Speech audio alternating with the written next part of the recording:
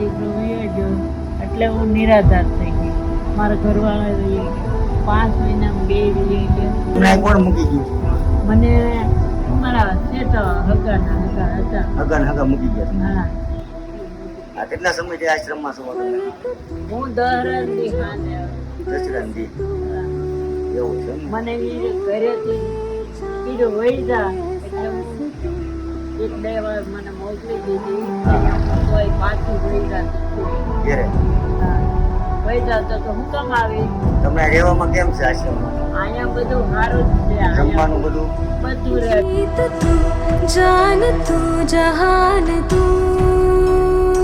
हो गई इतिहास का ताज तू